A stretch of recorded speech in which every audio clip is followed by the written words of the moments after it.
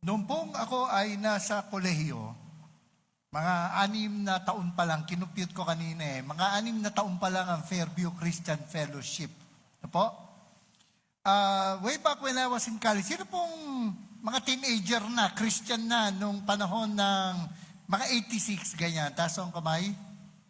Ayan, ilan lang po, no? Way back when I was in college, a book God distributed, naging kilala yung aklat na ito, claiming to give 88 reasons why the rapture will be in 1988. May nakakaalala po ba nitong aklat na ito? Naku, talagang bumenta itong aklat na to. It has stirred a lot of attention. Ang nakakatawa lang, naalala ko po, nung sinasabing mangyayari na yung rapture ng panahon na yon. Na po, I think it was September 1988. Kaya po usually, September ang prediction ng ganyang mga prophecy fulfilled, yung mga rapture, ay sapagkat yun po yung kapanahunan ng Feast of Trumpets ng Israel. Di ba? In the last trumpet of God. Di ba? With the great shout, the Lord will return. Ang naalala ko, bagamat kumukontra kami doon sa aklat na to, ito ay pinamudmod, binenta ng isang kilalang church ng panahon na yon. Ang nakakatawa lang, nung panahon na mangyayari na yung rapture, binenta po yung aklat at half the price, discounted na. Iniisip ko, kung totoo yung mensahe nito, if it is an important and urgent message, di ba dapat ipabigay mo na ng libre nung araw na yun? Kung makakasama sila sa rapture, di sana, ano gagawin nila sa pera, di ba? Sana pamigay na nila yung aklat. Well, obviously, hindi mo naganap yung rapture. Kasi kung nangyari po noon yun, bakit tayo nandito? Needless to say, the rapture did not happen at that time. Yung pong author, si Edgar Weisnant, ginawa niya, dinouble check niya, and then na-realize niya, ang sabi niya, he made a mistake in his calculations. Kaya naglabas po siya ng isang aklat, 89 reasons why the rapture will be in 1989. Obviously, hindi na bumenta yung aklat. At ito, hindi ko makalimutan ito sapagkat ako po ay nagsisimula pa lang sa ABS-CBN noon. Meron pong self-proclaimed prophet, si Bang Ik-ha, a Korean prophet. Naalala niyo po ba ito? No, that he claimed that the rapture will happen in 1992 and the end of the world in 1999. Naalala ko pa kung nasaan yung building nila Malapit, bago ikaw ay galing ng Delta, papunta ka ng EDSA, madadaanan mo to bago mag-examiner yung building nila. At nakaabangan, nung araw na sinabi nilang mangyayari yung rapture, nakaabang na po yung mga media. Sinara na nila yung pinto, yung mga media nasa labas sapagkat may takot nga na baka mauwi po sa mass suicide. Then obviously, hindi mangyayari yun. At nung mag-alas 12 na, lilipas na yung araw na sinabing magaganap yung rapture, ang sabi daw ng leader nila, ito naman lumabas sa mga news, ang sabi daw ng leader nila, maghintay lang tayo ng konti na traffic si Lord. Subalit nung lumampas na nga yung oras, ay humingi ng tawad yung leader. Kaya hindi ko makalimutan yung interview sa kanya ng TV Patrol. Sapagkat sabi niya, hindi ba nung panahon ni Jonah, sinabi niya gugunawin yung Nineveh, pero nung nagsisi sila, hindi natuloy yung paggunaw. Ganon din yung nangyari ito. Nagpalusot pa. Obviously, it failed. And then, nung pong 2020, meron namang nung 2011, di ba, they claim that the judgment day will happen in 2011. And needless to say, they also failed miserably. At ang malungkot po, given this track record, hindi pa natin pinag-uusapan yung mga hidwang pananampalataya o yung mga kulto na iba't ibang petsa ang binigay pagdating sa pangyayari ng Armageddon. Ito po yung mga makikita yung nasa sulok na meron pong makeshift o meron po silang portable na estante na namimigay o nagbebenta ng kanilang mga babasahin. Baka kumatok na rin sa pinto nyo yun. Di po ba? Na madalas na nagsasabi sila kailan mangyayari yung Armageddon. There was even a time that they built a mansion. Because ang sabi nila, literally, David, Abraham, and other prophets in the Bible will rise up at kailangan nila ng bahay. Ang malungkot, pati Christian nalalaglag sa ganitong maling katuruan. And I don't think they will be the last ones to do it. So how do we avoid falling into such a trap? Ang binigay po sa akin paksa ay nasa 1 Thessalonians chapter 5 verses 1 to 3.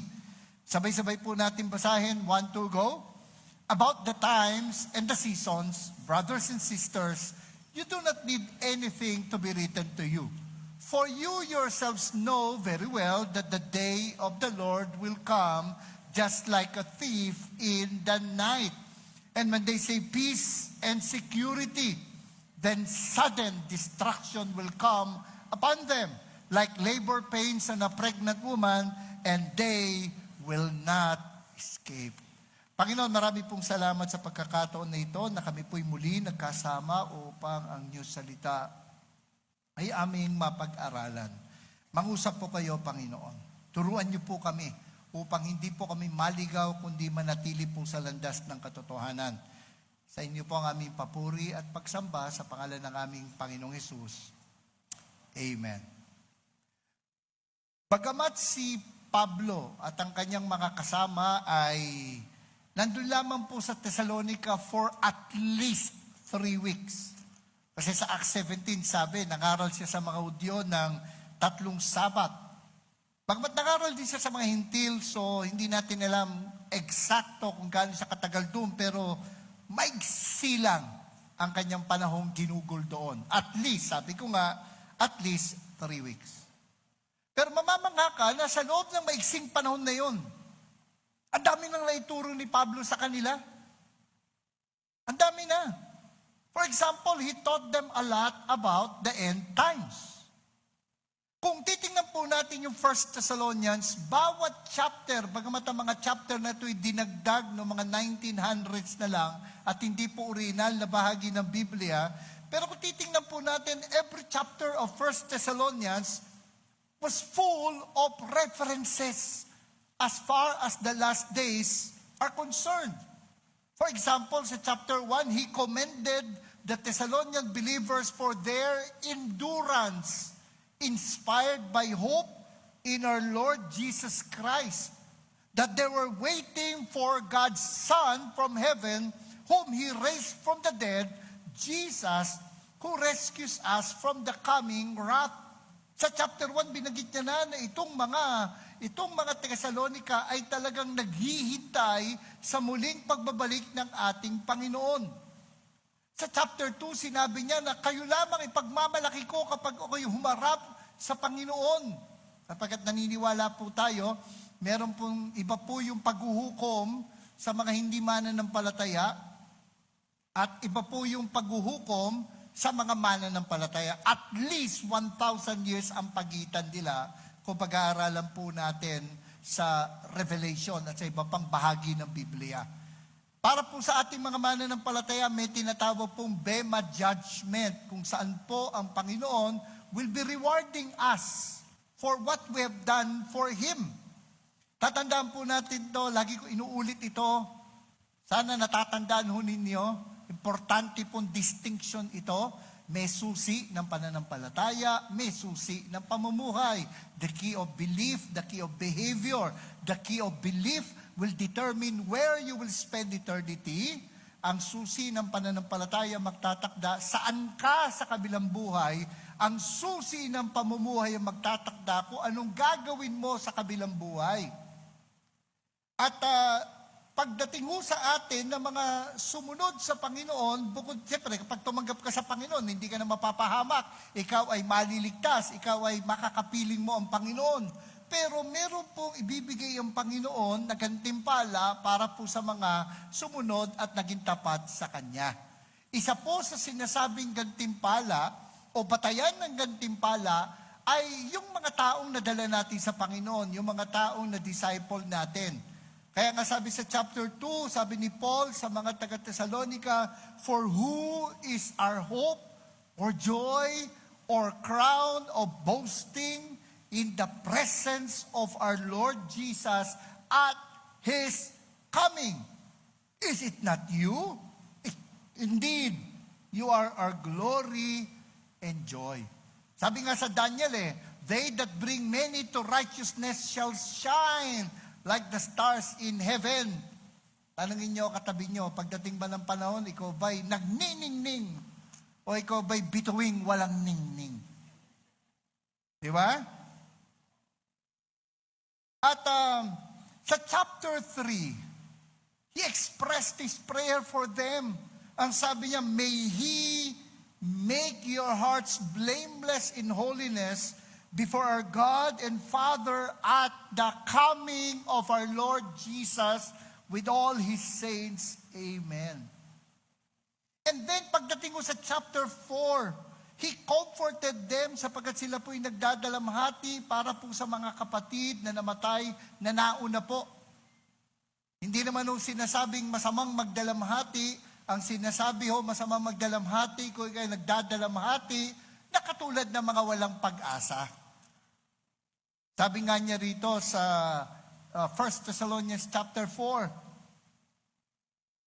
"For if we believe that Jesus died and rose again, in the same way through Jesus, God will bring with Him those who have fallen asleep or those who have died." Ang ganda ng description ng kamatayan ng mananampalataya, no? Sa Bible, nasabi ko to kapag lamay, sa Bible, kapag ang hindi mananampalatayang namatay, ang sinasabi ng Bible, namatay. Pero kapag mananampalatayang namatay, tinatawag ng Biblia ang kanyang kamatayan na pagkakatulog. Sino po sa inyo takot matulog? Taas ang kamay. Yung mga sa inyo natutulog na ngayon habang nangangaral ako Di ba? Para sa atin, hindi natin dapat katakutan ng kamatayan sapagkat may darating na muling pagkabuhay. "For we say this to you by a word from the Lord, we who are still alive at the Lord's coming will certainly not precede those who have fallen asleep." Hindi tayo mapag-iwanan, hindi natin sila mauunahan. Pag sila binuhay ng Panginoon, bubuhayin din tayo ng Panginoon. "For the Lord Himself will descend from heaven with a shout, with the archangel's voice, and with the trumpet of God, and the dead in Christ will rise first." Anong sabi? The Lord Himself. Alam niyo, isa sa mga maling katuruan na patungkol sa second coming, ay may ibang darating bukod sa Kanya. Na kumbaga, hindi salip na si Kristo ang darating, may darating na proxy sa second coming. Kaya nga, isa sa kumakalat na katuruan ngayon ay yung titawag na God the Mother, na kumakalat po sa mga universities. Di po ba? Mismo ang Panginoon ang bababa. He will go down personally. He will go down visibly. "For the Lord Himself will descend from heaven with a shout, with the archangel's voice, and with the trumpet of God, and the dead in Christ will rise first.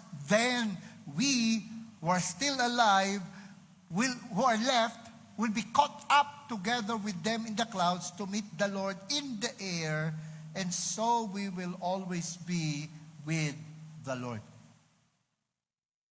Then maliban pa po doon sa talatang binasa natin sa chapter 5 verses 1 to 3 na pag-aaralan po natin, Paul ended the letter with this: "Now may the God of peace Himself sanctify you completely, and may your whole spirit, soul, and body be kept sound and blameless in the coming of our Lord Jesus Christ." The whole letter is full of truths about the second coming.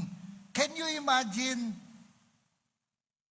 Mga batang mananampalataya ito, pero ang dami nang alam sa Biblia.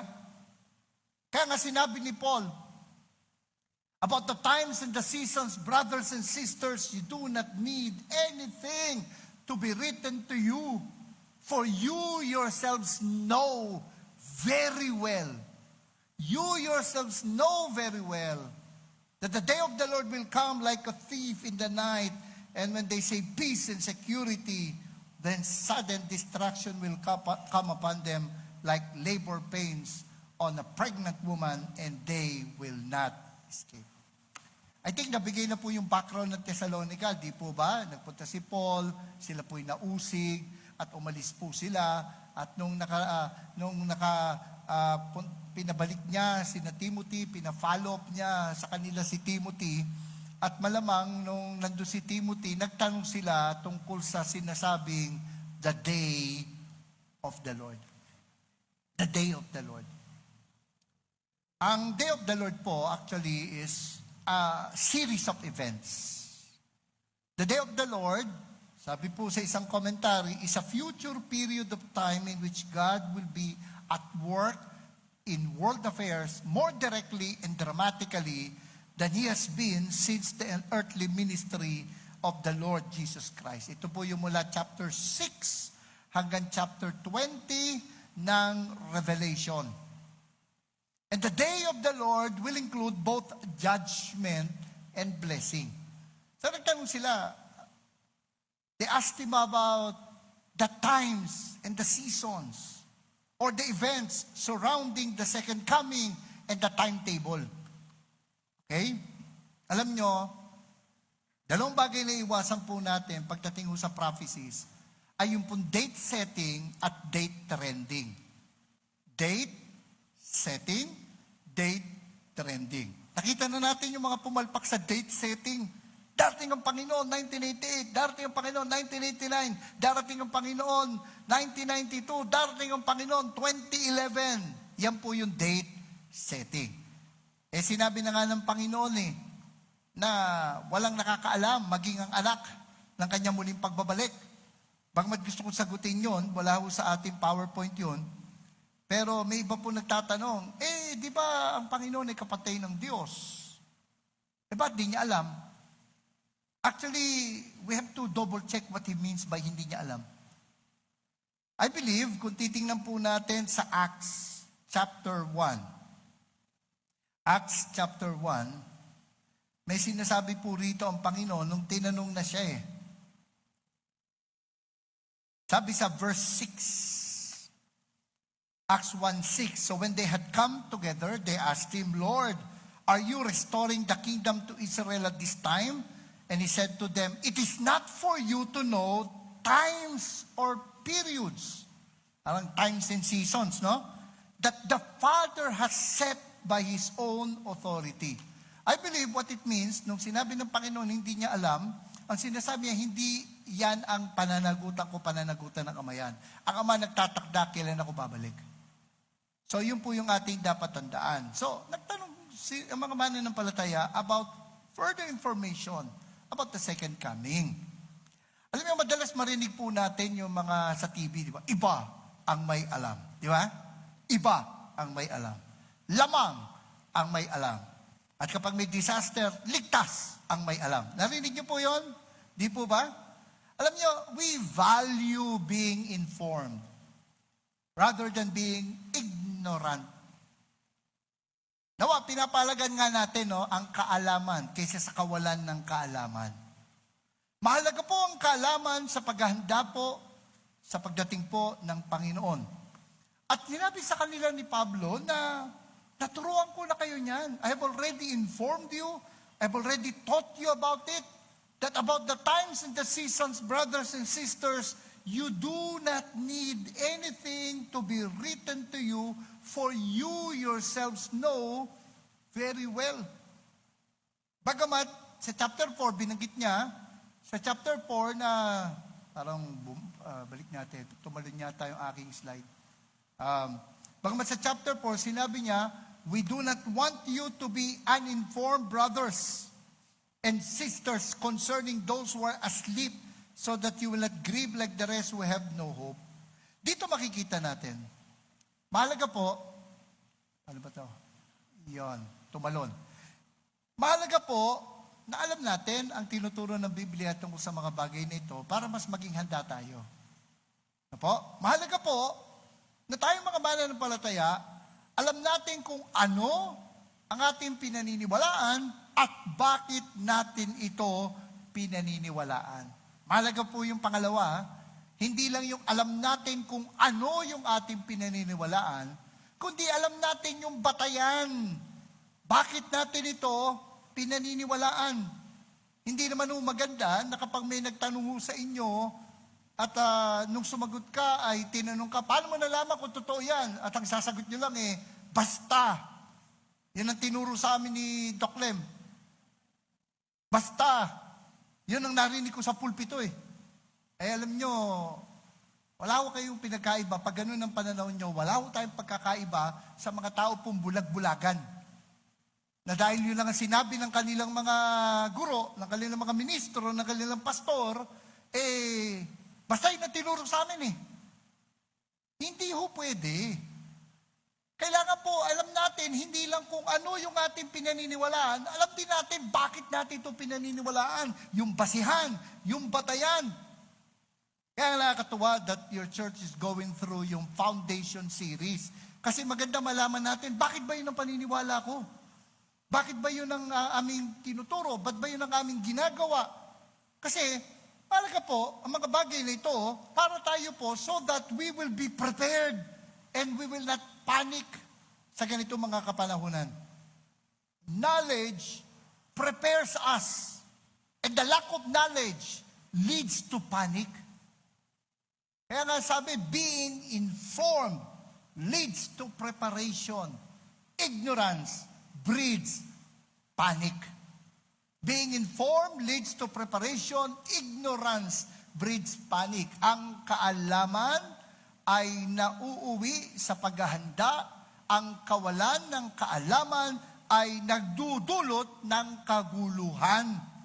Being informed leads to preparation, while ignorance breeds panic. Kaya nga, be informed. Don't be ignorant. Iba ang may alam. Lamang ang may alam. Ligtas ang may alam. Sapagkat ang kaalaman ay nagbubunga ng paghahanda, ang kawalan ng kaalaman ay nauuwi sa kaguluhan. So, tingnan po natin ito. Hindi ko alam kung may kumukuha sa ng picture, nagpa-flash po. Ingiti ba? Di ba yan? Alam ko, sasayaw na akong ganyan para. Tayo, pag naka-strobe light, pag galong-galong ka na, kala, galing-galing mo sumayo, no? Iba ang may alam. Ang tanong, alam po ba natin? Alam po ba natin ang ating pinaniniwalaan? Paano kung naghihintay lang pala tayo sa wala? Paano ka nakatitiyak? Paano ka nakatitiyak na mangyayari nga yung mga sinasabi natin na mga events of the second coming? Paano? Alam nyo, katulad ng binigay sa 1 Thessalonians, kung naniniwala tayo na ang Panginoon ay muling nabuhay, ganoon din naman naniniwala tayo, bubuhayin niya ang mga mananampalataya sa Kanya. Doon pa lang sa anong batayan, bakit tayo naniniwala na ang Panginoong Hesus ay muling nabuhay talaga? Yung titang na historicity of the resurrection. Madali pag-usapan kasi yung significance yung meaning. Pero ang tanong, totoo bang nabuhay muli ang Panginoon? Aba, mahalaga po. Maintindihan nating mabuti. Totoo ba talaga nabuhay muli ang Panginoon?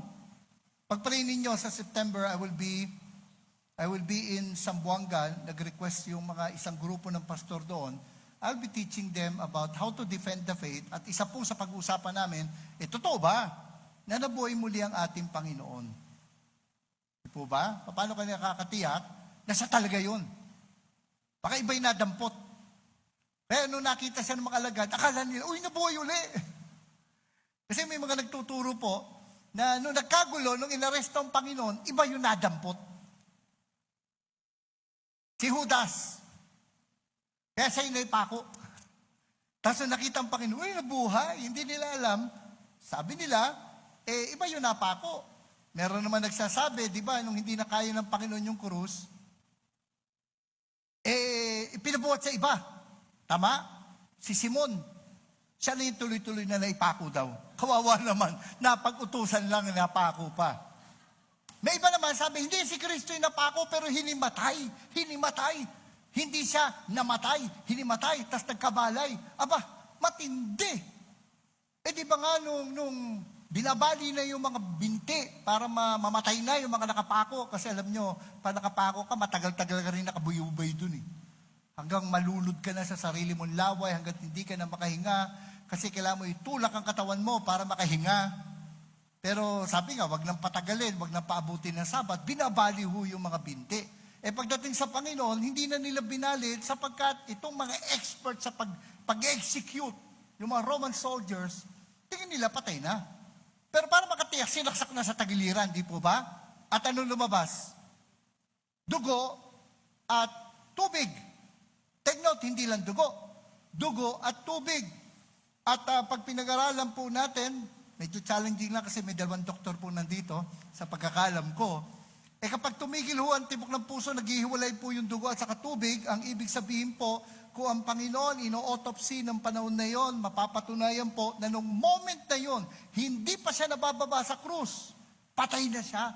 Tumigil na yung puso niya. So, doon pa lang. Do you know the basis for your belief? Naniniwala ba tayo makasaysayan ang muling pagkabuhay ng ating Panginoon? Kasi anong silbi ng kinakanta natin, because He lives, I can face tomorrow, tapos hindi pala siya nabuhay? Di ba may batayan ang ating pananampalataya? Kasaysayan, hindi chismis ang batayan ng ating pananampalataya. And talk about prophecies. Alam niyo, the Lord, if I remember it right, fulfilled at least 300 prophecies when He was here on earth sa kanyang first coming. 300 prophecies. Sabi nga ng mga mathematician, 8 lang sa mga prophecy na yon ang matupad ng isang tao, matindi na ang odds sa statistics, yung probability noon.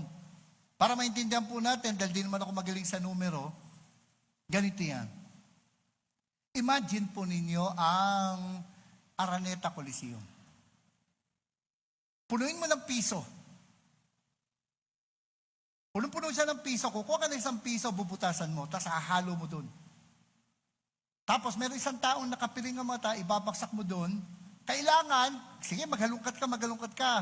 Basta yung unang dadamputin mo at itataas mo, yung piso na may pako, na nabutasan ng pako. Sa tingin niyo, what are the odds? What are the probabilities na sa unang dampot niya, yung piso na yun? Ang hirap isipin, no? Yung makatupad ng isang tao ng tsamba lang, yung 8 prophecies about Jesus Christ. Katulad yan ng unang dampot, yung piso may butas, hinalo uli, binalik yung tao, nakapiring ang mata, unang dampot uli, yun uling piso na yun. Pangalawang beses, alam mo, 3 beses lang niyang gawin yun, na sunod-sunod, tama lagi na dadampot niya. Ganon din po yung odds na matupad ang mga prophecies kung tsamba lang. Kung yung mga prophecies sa kanyang first coming natupad, di we have the assurance na yung prophecies about His second coming ay matutupad din. Now, Paul gave 2 illustrations. Unang, sabi niya, for you yourselves know very well that the day of the Lord will come just like a thief in the night. Well, alam na natin to. Sino na po rito naagawan ng cellphone, taas ang kamay? Sakit, no? Buti na may Google para yung makanakaw man, ma-recover mo yung phone book mo, no? Sakit nito nung panahon na nanakawan ako ng 3210, nakalahat ng number nasa SIM, no? Lungkot, di ba? Nanakawan ako yung cellphone, taas ang kamay nung nanakawan ng cellphone. Bago po ba inagawan ng cellphone nyo, may nagsabi po, pasintabi, ako kunin ko lang yung cellphone mo. May ganun po ba? Sino nang nadukutan dito? Taas ang kamay, nadukutan. Bago po ba kayo dinukutan, kinalapit ka nung dudukot at ang sabi, Brad, kukunin ko lang yung wallet mo, ha? Ang magnanakaw ay dumarating sa panahon na hindi mo siya inaasahan. Kaya kayo nilintulad sa magnanakaw, sa akyat bahay. Di po ba? At ang sabi pa ito, when they say peace and security, then sudden destruction will come upon them like labor pains on a pregnant woman, and they will not escape. Hindi ko lang ito naranasan doon sa aking mga anak sapagkat yung mga anak ko po ay cesarean, scheduled kailan mga ipapanganak. Ano po? Pero sino po sa inyo yung nagising ng madaling araw dahil sabi ng asawa mo, anak na yata ako. Sino po? Taas ang kamay. Meron po ba? No? Tapos susugod mo, no? Tapos pagdating doon, ano na? False alarm. Sakit. Di po ba? Hindi mo alam kailan hihilab yun eh. Tama po ba? At hindi mo alam kung darating na ba ngayon. Meron akong kilala, 24 hours nag-labor eh. Tagal-tagal nag-labor eh. Once pa yung sinasabi ko, maliit lang eh. Hindi pa lumalabas. And just like a thief, the time of childbirth is also sudden and comes at a time that we least expect it. Pero may distinction yung dalawa. Ang ganda nung sinabi rito ng isang commentary. Sabi ni John Stott, both illustrations teach that Christ's coming will be sudden. And at the same time, there is an obvious difference between them. For although both are sudden, the burglar is unexpected. Whereby labor, once pregnancy has begun, is expected. Alam mo, manganganak yan. Hindi mo alam kailan. Although may mga palatandaan. Di ba? Alam mo, nag-9 months na. Di ba? Di ko alam to kung totoo yun, lumalaki ilong. Tapos pag lalaki yun, nangingitim yung batok. Mga gano'n, di ba? No? Pero usually may idea ka kailan. Di ba? Alam nyo, kung pag-iisipan natin, I think nasa lesson yun on the last days sa foundation. Dapat alam mo rin yung tatlong uri ng palatandaan. There are 3 categories of signs. A sign reminding you that there is an end, a sign telling you that the end is near, and the sign telling you that the end is now here. 3 pong kategorya yan. Kasi minsan tayo kapag lumindol, katapusan na ng mundo. Teka muna kapatid, may gera, katapusan na ng mundo. Kaya nung panahon ng Iraq War, may mga lumabas na libro na ang Antikristo raw ay si Saddam Hussein. Kapatid, sabi ni Lord, you will hear rumors of war, you will hear of wars and rumors of wars, but the end is not yet. Paramdam lang yun. So yun yung the end, the signs, reminding you that there is an end. The signs reminding you that the end is near, well of course, for example, yung lindol, no? Lagi naman lumilindol. Pero yung pagdami, yung madalas na pagdami ng lindol, isa yun sa sinasabing signs na nagsasabi sa iyo malapit na. Pero matindi yung signs leading, telling you that the end is here. Ako, I personally believe, pag naitayo na muli yung templo sa Jerusalem, yan. Parang ano yan, babiyay ka papuntang Baguio. Doon pa lang sa pagpasa mo sa NLEX, Baguio! 100 kilometro yun. Diba? Nakalagay doon. Signs telling you na mayroong daan patungong Baguio. Tapos, paglabas mo na sa may La Union, diba? Tapos may makikita ka, to Baguio! Tapos sasabihin ko ilang kilometro. Signs telling you that the end is near. Tapos pag nandun ka na at nakita mo, welcome to Baguio, nakita mo na yung Leon. Nasa Baguio ka na. So ganun din po yung kategorya ng mga signs na dapat alam natin. Ang sabi rito, putting the 2 metaphors together, we may say that Christ's coming will be sudden and unexpected like a burglar in the night. Sudden, unexpected. Pero yung panganganak, itong ibig sabihin, sudden and unavoidable. Biglaan, hindi mo inaasahan. Biglaan, hindi mo maiwasan.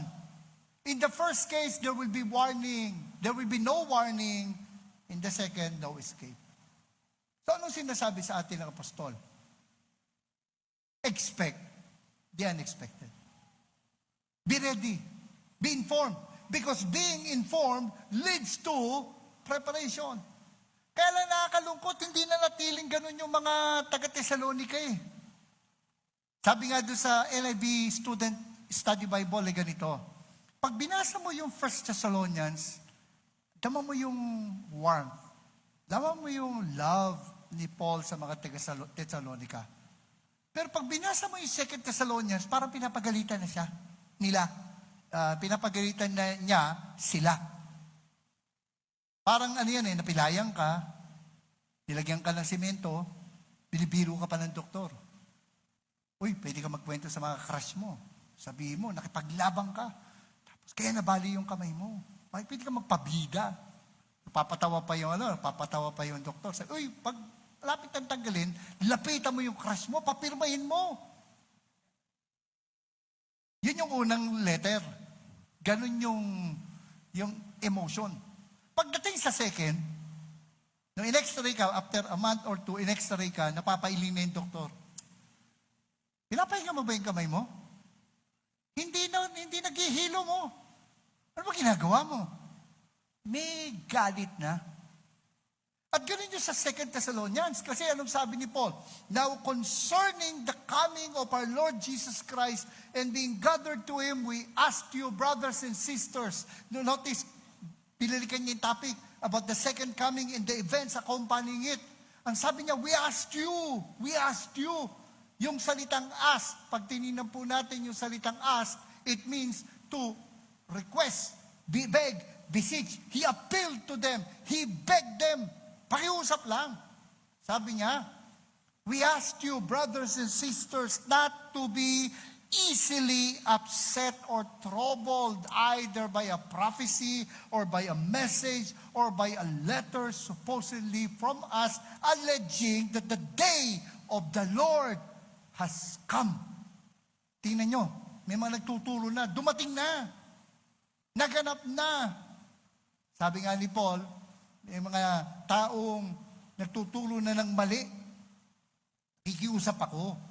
Huwag na kayong matangay ng ganyang mga pagkakamali. Matuto na tayo, 1988, 1989, 1992, 1999, 2011. Wala nang katapusan ng mga taong nagtatangka na mag-set ng date or yung tinatawag na date trending na sasabihin nila, basta mga siguro ilang taon na lang darating ng Panginoon. Hindi mo alam, anytime darating ang Panginoon. Ang problema, di ba, they were already informed. And even if they were already informed, still naligaw pa rin sila.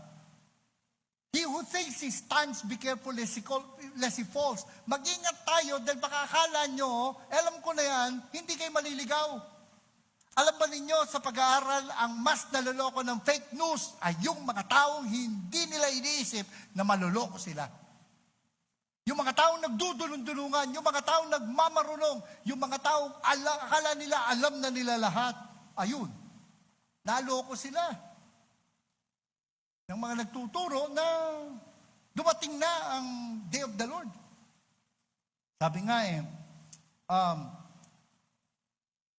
since the Thessalonian Christians were a persecuted community with a powerful conviction that the end of the present order was at hand, it is not surprising that they raised questions regarding the public manifestation of Christ and when it would occur. Nakakaranas na sila ng matindi pag-usik. Hindi ba ito na yung dakilang kapigatian?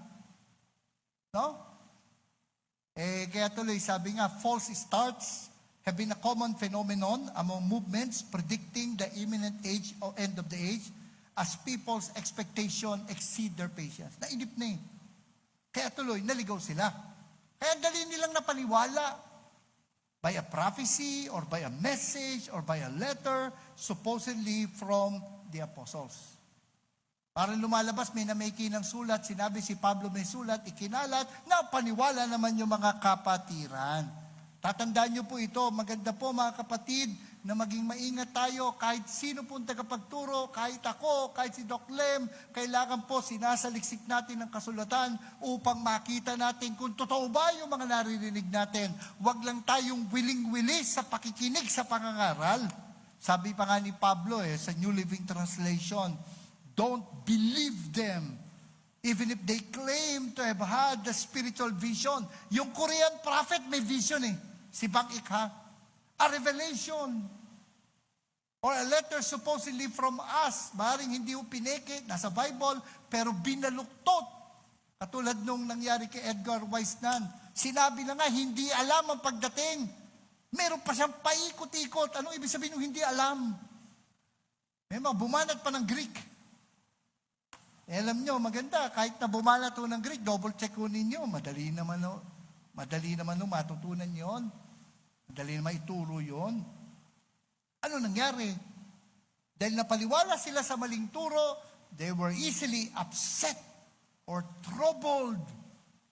Yung pong salitang upset, ito po sa Greek ay tumutukoy po sa isang barko na nakaangkorahe, pero natanggal yung angkla at natangay yung pong barko dahil sa lakas po ng alon na dulot ng bagyo.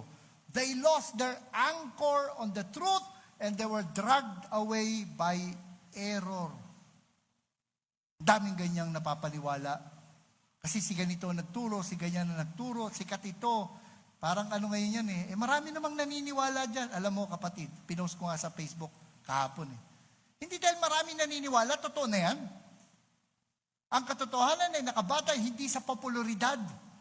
Ang katotohanan ay nakabatay sa salita ng Diyos. Kahit marami pa sila nagsasabi, hindi, ito nga yung mangyayari. Tingnan mo yung Bible. Tuloy, they were troubled.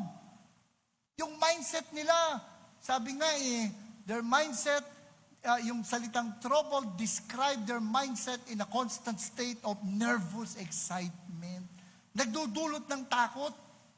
Nagdudulot ng panic yung maling katuruan. Sabi nga ni Paul, dapat tinuturuan tayo, para hindi na tayo katulad ng mga bata, tossed by the waves, blown around by every wind of teaching, by human cunning with cleverness in the techniques of deceit. Kaso sila, ayun, tinakay ng alon, sinisiklot-siklot, easily upset, nagulo na isip nila, they were troubled.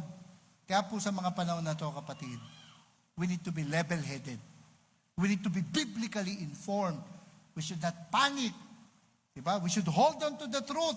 We should not be swayed by alleged new teachings or new interpretation. Kaya nga we should not be shocked sa ganitong mga maling katuruan, but instead we should be ready. Kaya nga utos sa 1 Thessalonians, test all things. Hold on to what is good. Stay away from every kind of evil. Because being informed leads to preparation. Ang kaalaman ay nagbubunga ng paghahanda. Ignorance breeds panic. Ang kawalan ng kaalaman ay nagdudulot ng kaguluhan.